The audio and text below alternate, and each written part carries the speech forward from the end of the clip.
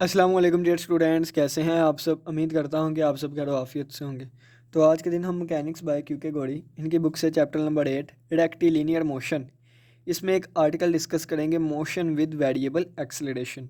ठीक है, इसमें हम देखेंगे डिस्टेंस डिपेंडेंट एक्सेलरेशन। सबसे पहले तो हमने देखा था motion with constant acceleration. Constant acceleration का मतलब है कि यूनिफॉर्मली होगा, उसमें कोई भी चेंज नहीं आएगा। लेकिन वेरिएबल एक्सेलरेशन की बात की जा रही है, यानी कि मोशन के दौरान एक्सेलरेशन में चेंज आया करेगा। ठीक है, तो चेंज आया करेगा तो इस वक्त एक्सेलरेशन तीन चीज़ों पर डिपेंड किया करेगा। तो वो हमने तीन केसेस देखे थे, जिनमें से एक केस था टाइम डिपेंडेंट। ठीक है, जिसमें एक्सेलरेशन जो है वो टाइम पे डिपेंड किया करेगा। टाइम डिपेंडेंट एक्सेलरेशन था। ठीक है, टाइम डिपेंडेंट एक्सेलरेशन। फिर हमने दूसरा केस देखा वेलोसिटी डिपेंडेंट एक्सेलरेशन। ठीक है, वेलोसिटी डिपेंडेंट एक्सेलरेशन। फिर आज का लेक्चर हमारा तीसरा केस होगा डिस्टेंस डिपेंडेंट एक्सेलरेशन। क्या होगा? Distance dependent acceleration. ठीक है, आज हम इसको डिस्कस करेंगे। अब एक्सेलरेशन के हमने तीन फार्मूलाज को देखा था। एक्सेलरेशन के तीन फार्मूलाज थे। एक तो हमारे पास एक्सेलरेशन का फार्मूला होता है डिस्टेंस का दो दफ़ा derivative with respect to t. ठीक है, एक हमारे पास ये फार्मूला होता है। एक हमारे पास फार्मूला होता है वेलोसिटी का derivative with respect to time के। ठीक है, और एक हमारे पास फार्मूला होता है v d x over d t, और ये फार्मूला यहीं से मिलके बना है। ठीक है, तो ये हमारे पास तीन फार्मूले होते हैं। टाइम डिपेंडेंट एक्सेलरेशन की अगर हम बात करें तो यहाँ पे हमने दो फार्मूलाज देखा थे। इसमें भी ये होता है d v over d x. ठीक है, d v over d x होता है ये। ठीक है, तो टाइम डिपेंडेंट एक्सेलरेशन में हमने देखा था कि टाइम इसमें भी आ रहा है, टाइम इसमें भी आ रहा है। तो ये दो पहले फार्मूले दो थे ना, ये हमने टाइम डिपेंडेंट एक्सेलरेशन में डिस्कस किए थे। वेलोसिटी डिपेंडेंट एक्सेलरेशन की बात करें तो इसमें भी वेलोसिटी आ रही है, इसमें भी वेलोसिटी आ रही है। तो ये दोनों फार्मूलाज हमने वेलोसिटी डिपेंडेंट एक्सेलरेशन में डिस्कस किए थे। लेकिन अगर हम बात करें डिस्टेंस डिपेंडेंट एक्सेलरेशन की, तो इसमें हम देखें तो यहाँ भी एक्स आ रहा है, तो ये फार्मूला भी डिस्कस करेंगे। यहाँ पे भी एक्स आ रहा है, ये फार्मूला भी डिस्कस करेंगे। ठीक है, तो ये टाइम डिपेंडेंट एक्सेलरेशन हमने पहले लेक्चर में देखा, वेलोसिटी डिपेंडेंट एक्सेलरेशन उससे आगे वाले लेक्चर में देखा। आज हम डिस्कस करेंगे डिस्टेंस डिपेंडेंट एक्सेलरेशन। ठीक है, और इसके रिलेटेड एक एग्जांपल भी आएगी, उसको भी सॉल्व करेंगे। तो चलिए आइए हम इसको स्टार्ट करते हैं। सबसे पहले हम यहाँ पे हेडिंग लगा लेते हैं। हेडिंग तो हमारी लगी हुई है डिस्टेंस डिपेंडेंट एक्सेलरेशन की। यहाँ पे अब हम थ्योरी लिखना स्टार्ट करते हैं। देखें, पहले हम डिस्टेंस डिपेंडेंट एक्सेलरेशन की डेफिनेशन पढ़ते हैं। ठीक है, हम लिखेंगे if acceleration of a particle, अगर जो पार्टिकल का जो एक्सेलरेशन है पार्टिकल का जो एक्सेलरेशन होगा, if acceleration of a particle depend करता है किस पे? Depends upon distance. अगर डिस्टेंस पे डिपेंड करता है देन सच एन एक्सेलरेशन, इस तरह के एक्सेलरेशन को क्या हम कहेंगे? डिस्टेंस डिपेंडेंट एक्सेलरेशन कहेंगे।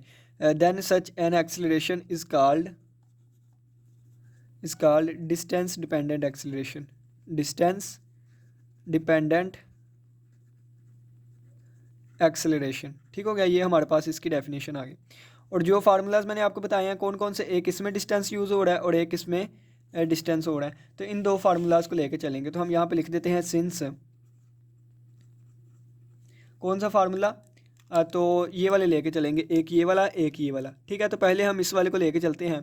तो हमें पता है कि एक्सेलरेशन यहाँ पे as a function of distance use होगा। ठीक है, डिस्टेंस को एक्स से ज़ाहिर करते हैं, तो ये हमारे पास हो जाएगा एक्सेलरेशन डिपेंड करेगा एक्स पे। ठीक है, और किसके इक्वल होगा? V d v over d x. पहले इसको लेके चलते हैं, v d v over d x. ठीक हो गया। तो चलिए देखें, अब ये डी एक्स इधर आके मल्टीप्लाई हो जाएगा, तो ये हमारे पास बन जाएगा ए ऑफ एक्स और d x is equal to v d v. ठीक है, इसको हम इस तरह भी लिख सकते हैं, v d v is equal to a of x और डी एक्स। ठीक है, अब हम दोनों तरफ इंटीग्रेट करेंगे, तो हम लिखेंगे इंटीग्रेटिंग। ठीक है, इंटीग्रेटिंग करने से हमारे पास क्या चीज़ आएगी? वी गेट, जब इसको इंटीग्रेट करेंगे दोनों तरफ, तो ये हमारे पास आ जाएगा इंटेग्रल वी डी वी और is equal to integral a of x d x. और यहाँ पे सम कांस्टेंट इंटीग्रेशन आएगा जिसको हमने सी का नाम दे दिया। ठीक है, अब यहाँ से देखें कि v की इंटीग्रेशन क्या होगी, तो v की पावर 1 इंटीग्रेशन करने के लिए विद रिस्पेक्ट टू v है तो ये आ जाएगा v²/2, क्योंकि पावर में एक ऐड हो जाता है, पावर 1 है, 1 + 1 2 हो जाएगा, वही चीज़ डिवाइड में आ जाएगी। ठीक है, तो v²/2 इसकी इंटीग्रेशन होगी इक्वल टू a(x) की इंटीग्रेशन क्या होगी, तो जब इस चीज़ को इंटीग्रेट करेंगे तो कोई ना कोई x में ही फंक्शन आएगा, तो उसको मैं f(x) का नाम दे देता हूँ। ठीक है, और प्लस आ जाएगा c, और यहाँ पे मैं साल लिख देता हूँ f(x) किसके इक्वल आया है, जो मैंने f(x) लिखा है वो मैं इसकी जगह पे लिखा है। ठीक है, जो मैंने f(x) लिखा है वो मैंने इसकी जगह पे लिखा है, ये मैंने साल लिख दिया। ठीक हो गया। अब ये देखें कि ये जो कॉन्स्टेंट J2 उधर जाकर मल्टीप्लाई होगा तो ये हमारे पास आ जाएगा v² = 2f(x) + 2c। ठीक हो गया। अगर यहाँ से हम वेलोसिटी की वैल्यू निकालना चाहते हैं तो फिर हम दोनों तरफ स्क्वायर रूट लेंगे, तो v की वैल्यू आ जाएगी ±2f(x) + 2c। ठीक है, अब ये देखिए 2c की जगह पे हम एक कांस्टेंट स्पेशली ले होते हैं जिसे हम d का नाम दे देते हैं, तो मैं कहूँगा v = ±2f(x) + d। अब d क्यों नाम दिया है, तो ये कांस्टेंट के साथ एक और चीज़ मल्टीप्लाई हो रही है, तो बार बार इस कांस्टेंट के साथ एक और मल्टीप्लिकेशन में 2 लिखने की बजाय मैंने एक नया नाम दे दिया d। तो यहाँ पे मैं लिख देता हूँ d किसके इक्वल है, तो d हमारे पास इक्वल है 2c के इक्वल। ठीक हो गया, ये भी मैंने लिख दिया। अब देखें, अब ये हमारे पास कहाँ से आ गई, ये मेरे पास v की वैल्यू आ गई, किसकी वैल्यू आ गई, v की वैल्यू आ गई, v की वैल्यू हमारे पास आ गई ये वाली। ठीक है, और यहाँ पे अगर मैं कहूँ कि d की वैल्यू अगर मैंने फाइंड करनी है तो d की वैल्यू मैं कैसे फाइंड करूँगा, जो मुझे एग्जाम्पल या क्वेश्चन पूछा जाएगा उसमें जो भी इनिशियल कंडीशंस दी जाएंगी ना, उन इनिशियल कंडीशंस को यूज़ करते हुए मैं डी की वैल्यू फाइंड करूँगा। ठीक है, जो भी इनिशियल कंडीशंस मुझे क्वेश्चन एग्जांपल्स वगैरह में दी जाएंगी, जब इन फार्मूलाज वगैरह का यूज़ करूँगा तो उस वक्त मैं डी की वैल्यू इनिशियल कंडीशन से फाइंड कर लूँगा। ठीक है, अब ये हमारे पास वी की वैल्यू आ गई है। अब मैं क्या करूँगा, अब मैंने एक्स की वैल्यू फाइंड करनी है, किसकी वैल्यू, एक्स की वैल्यू फाइंड करनी है। तो एक्स की वैल्यू फाइंड करने के लिए आप चाहें तो ये भी यूज़ कर सकते हैं, वैसे इसको हम लेके चल रहे हैं ना, तो इसके ज़रिए मैंने देखें, इसके ज़रिए मैंने वेलोसिटी फाइंड कर लिया ना, अब वेलोसिटी से ही अब मैं डिस्टेंस फाइंड करूँगा। ठीक है, अब आप कहेंगे कि सब सारा काम एक फार्मूले से कर रहा है, दूसरे को क्यों नहीं यूज़ किया, तो ये सारा काम जो हम कर रहे हैं ना, ये इस फार्मूले से भी हो सकता है। कैसे होगा वो मैं आगे आप लोग को करके दिखाऊंगा। ठीक है, पहले इसको यूज़ करें, तो इसको यूज़ किया हमने, चलते चलते चलते हमने वेलोसिटी फाइंड कर ली। अब हम डिस्टेंस पे आते हैं। ठीक है, तो डिस्टेंस फाइंड करने के लिए आपको पता है वेलोसिटी किसके इक्वल होती है, तो वेलोसिटी इक्वल होती है dx/dt, यानी कि डिस्टेंस का डेरिवेटिव लें विद रिस्पेक्ट टू टाइम के, तो ये हमारे पास वेलोसिटी आ जाती है, और ये आ गया ±2f(x) + d, इसके इक्वल आ गया। अब देखें कि अब हमने किसकी वैल्यू फाइंड करनी है, हमने टाइम की वैल्यू फाइंड करनी है। ठीक है ना, किसकी, टाइम की वैल्यू फाइंड करेंगे। तो ये वाली जो टाइम की वैल्यू है ना, ये इधर आकर मल्टीप्लाई होगा, ये इधर आकर डिवाइड हो जाएगा। ठीक है, क्योंकि ये एक्स में फंक्शन है, एक्स की वैल्यू तो हम फाइंड कर नहीं सकते, ये एक्स में फंक्शन है, तो टाइम वाला है, टाइम की वैल्यू फाइंड कर सकते हैं। तो ये इसको इधर भेज दूंगा, ये इस तरफ आ जाएगा, तो ये हमारे पास बनेगा dx/2f(x) + d। ठीक है, और इसके ऊपर स्क्वायर रूट, और ये प्लस माइनस भी साथ आ गया यहाँ पे, और इक्वल टू आ जाएगा, ये dt उस तरफ गया तो dt, तो इसको हम तरतीब से लिख लेते हैं। ये आ जाएगा dt = ±dx/2f(x) + d, और इसके ऊपर आ जाएगा हमारे पास है स्क्वायर रूट। ठीक हो गया। अब ये देखें, इसको दोबारा हम इंटीग्रेट करेंगे। ठीक है, तो जब इसको इंटीग्रेट करेंगे तो लिखेंगे बाय इंटीग्रेटिंग,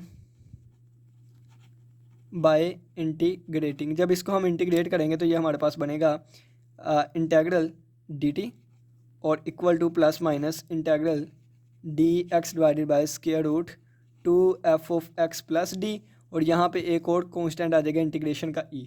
ठीक है, तो ये हमारे पास t की वैल्यू आ जाएगी, क्योंकि 1 की integration with respect to t ये हमारे पास t आएगी, और ये आ जाएगी plus minus integral dx/2f(x) + d, इसका स्क्वायर रूट, और ये आ जाएगा प्लस e, तो ये हमारे पास t की वैल्यू आ गई। ठीक हो गया। अब ये देखें, तो हमने क्या किया है, हमने इस फार्मूले को यूज़ करते हुए, यानी कि इस वाले फार्मूले को यूज़ करते हुए और इंटीग्रेशन करते हुए हमने v और t की वैल्यू फाइंड कर ली है। ठीक है, तो अब आप कहेंगे कि जब टाइम डिपेंडेंट ले गया था उस वक्त भी दो फार्मूलाज को यूज़ किया था, जब वेलोसिटी डिपेंडेंट एक्सेलरेशन ले गया था उस वक्त भी हमने दो फार्मूलाज को यूज़ किया था। डिस्टेंस डिपेंडेंट एक्सेलरेशन में देखें तो हमने एक फार्मूले से ही दोनों चीज़ें निकालनी है, ठीक है। तो आप चाहें तो इस फार्मूला को यूज़ भी कर सकते हैं, ठीक है ना। इस फार्मूला को कैसे यूज़ करेंगे, अब इस फार्मूला को मैं लेके चलता हूँ यहाँ पे नीचे, थोड़ा सा रफ में समझा देता हूँ ताकि आप लोग को अच्छे से समझ आ सके। तो अगर हम देखें तो ये फार्मूला जो हमारे पास दिया गया है क्या है, एक्सेलरेशन दिया गया है, यानी कि ये हमारे पास फार्मूला है कि एक्सेलरेशन जो है वो किसके इक्वल होता है, दो दफ़ा डेरिवेटिव लें डिस्टेंस का विद रिस्पेक्ट टू टाइम के, ठीक हो गया। अब ये देखें, अब दोनों तरफ मैं मल्टीप्लाई करूँगा, कौन सी चीज़ मल्टीप्लाई करूँगा, तो दोनों तरफ मैं मल्टीप्लाई करूँगा 2 multiply by d x by D T, ये मैंने दोनों तरफ मल्टीप्लाई किया, ठीक है। यहाँ इस तरफ भी कर दिया मल्टीप्लाई और इस तरफ भी कर दूंगा 2 dx over d T A of x, मैंने इसको इस तरफ भी मल्टीप्लाई कर दिया। अब इसको मैं लिख सकता हूँ, यानी कि इसको ही अगर मैं आप लोग को समझाने की कोशिश करूँगा, क्या करूँ, समझाने की कोशिश करूँ, तो ये देखें कि अगर ये हमारे पास दिया गया हो D x over d t और होल का हमारे पास स्क्वायर दिया गया हो, ठीक है। अगर इस वाली चीज़ की अगर हमने डेरिवेटिव लेना हो, किसका, इसका डेरिवेटिव लेना हो, किसका, इसका, तो ये हमारे पास कैसे आएगा, इसका डेरिवेटिव किसके इक्वल आएगा, ये मैंने डेरिवेटिव लिया इसका, तो पावर नीचे आएगी, पावर से एक कम करूँगा तो ये हमारे पास पावर से एक कम हो गया, 2 पावर है, पावर से एक कम हो गया। जिसकी पावर उतारते हैं उसका दोबारा डेरिवेटिव लूँगा, तो जब जिसकी पावर उतारी है उसका दोबारा डेरिवेटिव लूँगा तो दोबारा डेरिवेटिव आ गया किसका, जिसकी मैंने पावर उतारी है, इसका, ठीक है। तो ये हमारे पास बन जाएगा 2 dx ओवर डी टी और ये हमारे पास बन जाएगा दो दफ़ा डेरिवेटिव एक्स का विद रिस्पेक्ट टू टी के। तो ये देखें यही चीज़ लिखी हुई है ये वाली, ठीक है। तो इसकी जगह पे मैं क्या लिख सकता हूँ, मैं लिख सकता हूँ डेरिवेटिव किस चीज़ का, D x over d t और इसकी पावर 2 का, ठीक है। और ये हमारे पास इसी का इसी तरह रहेगा, ठीक हो गया। अगर यही बात आपको अच्छे तरीके से समझानी है तो फिर आप इस तरह कर लें, यानी कि ये D x over d T को ना आप एक्स डैश का नाम दे दें, तो आप कहें एक्स डैश, ठीक है। एक्स डैश का जब हम की पावर 2 है, एक्स डैश की पावर 2 है तो इसका डेरिवेटिव क्या आएगा, पावर नीचे आ गई, पावर में से एक कम करूँगा तो ये पावर हमारे पास इसकी 1 बच जाएगी और इसका दोबारा डेरिवेटिव, इसका दोबारा डेरिवेटिव, इसका दोबारा डेरिवेटिव, ठीक है, एक्स के रिस्पेक्ट। तो ये बन जाएगा किसके रिस्पेक्ट, टी के रिस्पेक्ट, ठीक है। ये चीज़ टी के रिस्पेक्ट लेके चल रहा हूँ, ठीक है।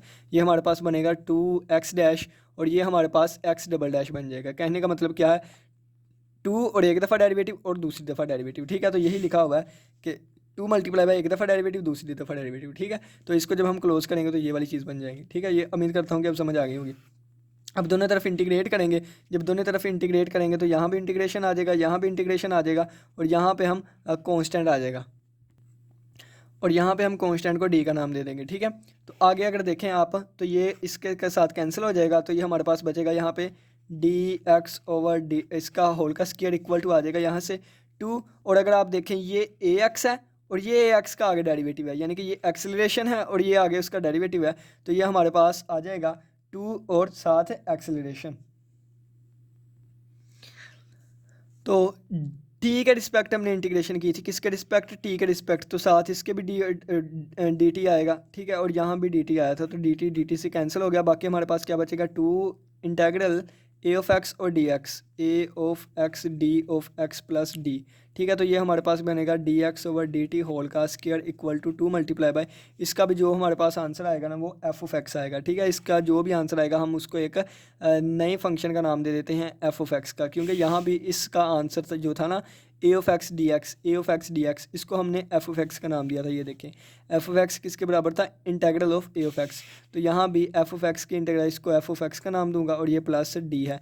तो अब यहाँ पे स्क्वायर है, मुझे एक दफ़ा का चाहिए, यानी कि ये हमारे पास वी के इक्वल होता है ना वेलोसिटी के इक्वल, तो वेलोसिटी का स्क्वायर इक्वल टू आ जाएगा 2 f of x plus d. तो दोनों तरफ स्क्वायर लूँगा तो वेलोसिटी आ जाएगा plus minus square root 2 f of x plus d. तो ये देखें कि आप यही वेलोसिटी का फार्मूला इससे भी निकाल सकते थे जो यहाँ से आया था, ठीक है। और इससे आगे इसी तरह सेम करके इस फार्मूला की मदद से हम निकाल सकते हैं, ठीक है। तो उम्मीद करता हूँ कि समझ आ गई होगी। हमने क्या किया है, यहाँ पे इस फार्मूला को यूज़ करते हुए वेलोसिटी निकाली और फिर वेलोसिटी से टाइम, और यहाँ पे अगर देखें तो इस फार्मूले को यूज़ करते हुए वेलोसिटी निकाल ली। जब वेलोसिटी निकालें तो फिर ये फार्मूला यानी कि फिर टाइम भी आप खुद ब खुद निकाल सकते हैं। यहाँ से ही आगे कंटिन्यू करें, ये वाली चीज़ बन जाएगी, ठीक हो गया। तो दोनों फार्मूलाज का यूज़ कर लिया। अब हम चलते हैं एक एग्जाम्पल पे, तो ये हमारे पास एग्जाम्पल नंबर 156 पेज नंबर पे है। वो कहता है discuss the motion of a particle discuss the motion of a particle, एक पार्टिकल की जो मोशन है उसको डिस्कस करें। Moving in a straight line, एक स्ट्रेट लाइन में वो पार्टिकल मूव करता है। जब उन्होंने स्ट्रेट लाइन का नाम ले लिया तो इसका मतलब chapter number 8 rectilinear motion with an acceleration, acceleration हमारे पास ये है। तो वो कहता है where x is the distance of the particle from a fixed point O on the line if it start at t is equal to 0 from a point x is equal to c with the velocity, ये वाली। तो ये क्या चीज़ें लिखी हुई हैं diagram से समझते हैं। तो देखें, वो कहता है कि पार्टिकल की मोशन को डिस्कस करें। एक स्ट्रेट लाइन में वो मूव करता है, एक्सेलरेशन इतना है। वो कहते हैं एक्स क्या है, एक्स हमारे पास डिस्टेंस है जो कि पार्टिकल ने कवर किया है एक फिक्स्ड पॉइंट ओ से, ठीक है, ऑन द लाइन, उस लाइन पर। If it starts at t is equal to 0, वो टी इज़ इक्वल टू 0 से स्टार्ट करता है अपनी मोशन फ्राम ए पॉइंट, इस पॉइंट से, विद द वेलोसिटी, और उसकी वेलोसिटी ये वाली है, ठीक है। तो पहली चीज़ें हम देखते हुए डायग्राम बना लेते हैं, ठीक है। ये फ़र्ज़ किया हमारे पास पॉइंट ओ है, ठीक है ना, ओ पॉइंट है।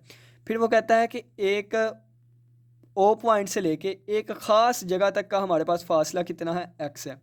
X is the distance of the particle from a fixed point O से लेके एक ख़ास जगह तक का, ठीक है ना। ये देखिए, यहाँ तक मैं बना लेता हूँ। वो कहता है कि x is the distance, x यहाँ से लेके यहाँ तक एक्स क्या होगा, डिस्टेंस होगा, ठीक है, एक्स डिस्टेंस होगा of a particle from a fixed point O से लेके ऑन द लाइन, इस लाइन पर ही, ठीक है। ये लाइन चलती जा रही है और इस ओ पॉइंट से लेके, फिक्स्ड पॉइंट से लेके एक लाइन तक का हमारे पास, लाइन पे ही कहीं पे हमारे पास डिस्टेंस आ गया एक्स। और वो कहता है स्टार्ट करता है टी इज़ इक्वल टू 0 से at a point x is equal to c. तो यहाँ पे फ़र्ज़ किया हम x is equal to c ले लेते हैं, यानी कि ये डिस्टेंस यहाँ पे x is equal to c ले लेते हैं। वो कहता है इस पॉइंट पे हमारे पास टाइम टी 0 से वो स्टार्ट करता है और इस पॉइंट पे हमारे पास वेलोसिटी कितनी है, इस पॉइंट पे हमारे पास वेलोसिटी है सी स्क्वायर ओवर स्क्वायर रूट 2, ठीक है। और पूरे के लिए हमारे पास, और हमारे पास एक्सेलरेशन कितना है, x3, ठीक है। ये हमारे पास एक्सेलरेशन है। अब वो हमें क्या कहता है, वो कहता है कि इसकी मोशन को डिस्कस करें। इसकी मोशन को डिस्कस करें तो एक मोशन को मुकम्मली तौर पर डिस्क्राइब करने के लिए हम टाइम और वेलोसिटी फाइंड करेंगे। क्यों? क्योंकि हमारे पास डिस्टेंस तो हमें दिया गया है, एक्सेलरेशन भी हमें गिवन है, तो बाकी मोशन को डिस्कस करने के लिए हमारे पास टाइम होना चाहिए और वेलोसिटी होनी चाहिए। तो टाइम और वेलोसिटी को हम फाइंड करेंगे। तो चलिए इसको स्टार्ट करते हैं। पहले जो भी हमने डायग्राम बनाया है उसको अपनी वर्डिंग में लिखते हैं, ठीक है। हम कहेंगे कंसिडरिंग अ पार्टिकल, एक हमने पार्टिकल जो है वो कंसिडर किया है, which is moving in a straight line, जो कि एक स्ट्रेट लाइन में मूव करता है, which is moving in a straight line, एक स्ट्रेट लाइन में मूव करता है with an acceleration, with an acceleration, acceleration कितना है, एक्स क्यूब है, ठीक है, एक्स क्यूब एक्सेलरेशन है। Where x is the distance, x हमारे पास डिस्टेंस है ऑफ द पार्टिकल का फ्रॉम फिक्स्ड पॉइंट ओ, एक फिक्स्ड पॉइंट ओ से, ठीक है, ओ, ऑन द लाइन पर। अब लेट द पार्टिकल, लेट करते हैं द पार्टिकल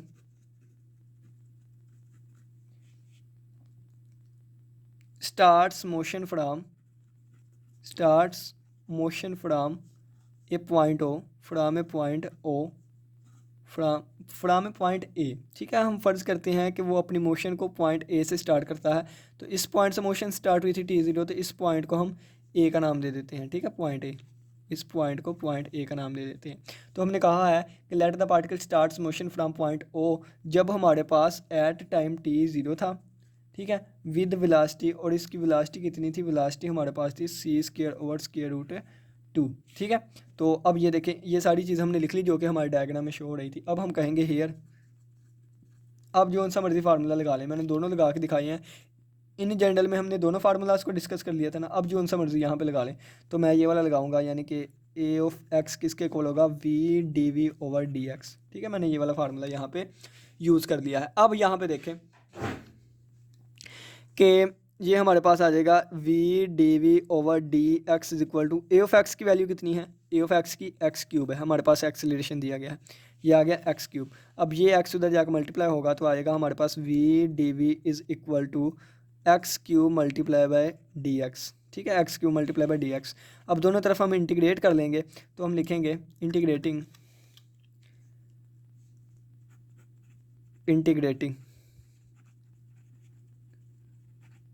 जब इसको इंटीग्रेट करेंगे तो ये हमारे पास आएगा integral v d v is equal to integral x की पावर 3 डी एक्स और plus some constant of integration आ जाएगा जिसे हम सी का नाम दे देंगे।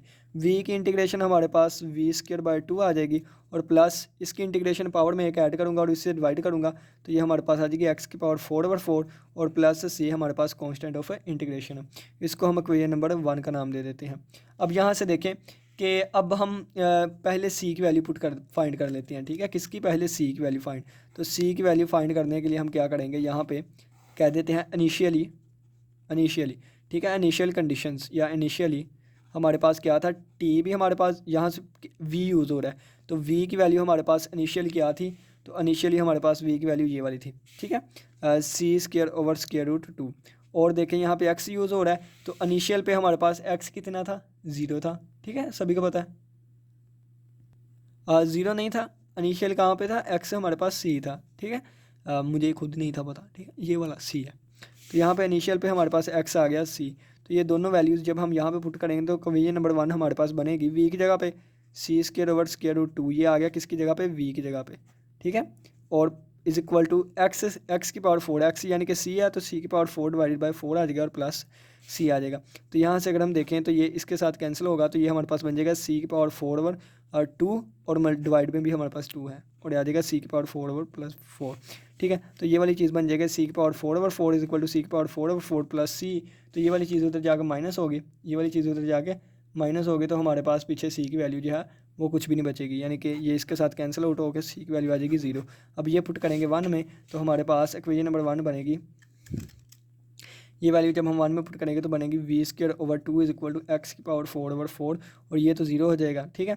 तो ये 2 एक बार 2 तो 2 बार 4 तो हमारे पास बनेगा v square is equal to x की पावर 4 ओवर 2, ठीक हो गया। अब हम दोनों तरफ स्क्वायर रूट लेंगे तो हमारे पास वी आ जाएगा, इसका जब हम स्क्वायर रूट लेंगे तो एक्स स्क्वायर बनेगा और जब इसका स्क्वायर रूट लेंगे तो ये हमारे पास स्क्वायर रूट 2 बनेगा। ये हमारे पास वेलोसिटी आ गई है। कौन सी वेलोसिटी आ गई है, तो इसके लिए हम लिखेंगे it is the velocity of the particle, ये पार्टिकल की वो वेलोसिटी है when it is at a distance x from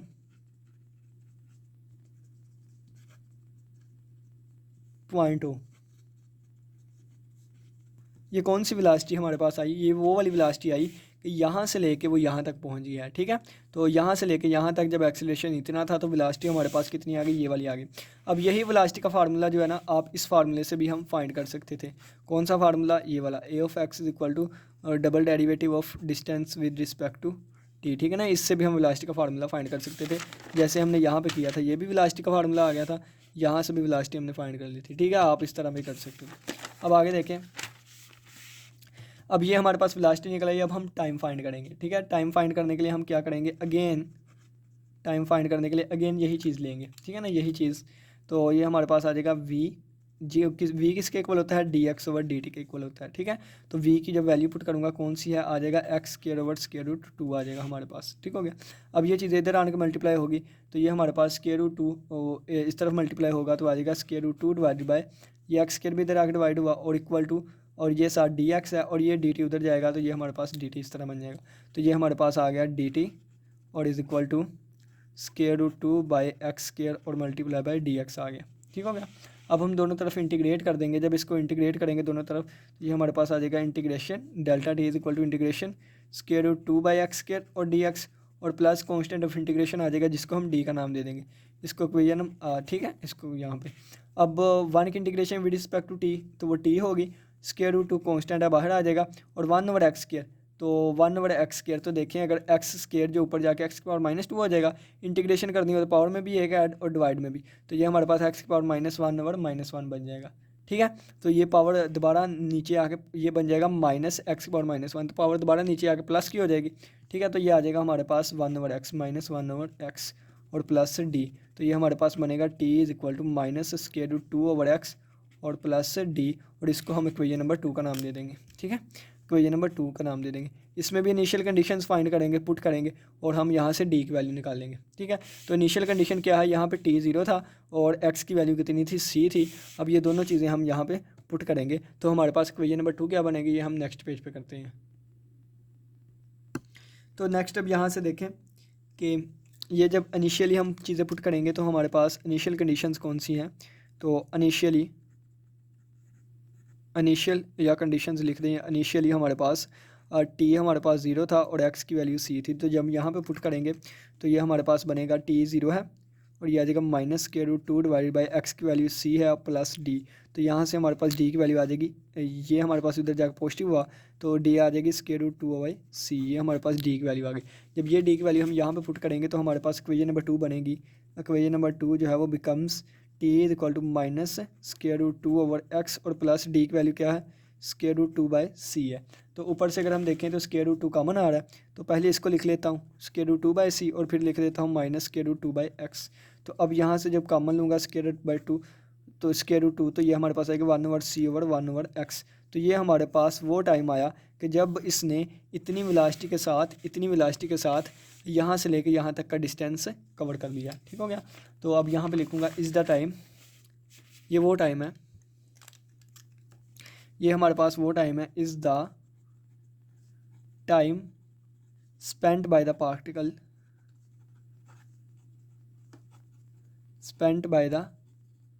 particle to cover distance x cover distance cover करने के लिए। ठीक है, तो उम्मीद करता हूँ एक्स नहीं मतलब यहाँ से लेकर ना यहाँ तक डिस्टेंस कवर करने के लिए, सी से लेकर यहाँ तक। उम्मीद करता हूँ कि इस क्वेश्चन की समझ आई, इस एग्जांपल की समझ आई होगी। नेक्स्ट हम इस 3 कंसेप्ट यानी कि वेरिएबल एक्सीलरेशन जो कि टाइम डिपेंडेंट था, वेलोसिटी डिपेंडेंट था और डिस्टेंस डिपेंडेंट था, इसके रिलेटेड हम एक्सरसाइज से क्वेश्चंस देखेंगे। इसी के साथ इजाज़त दीजिए। अल्लाह हाफिज़, अल्लाह निगहबान।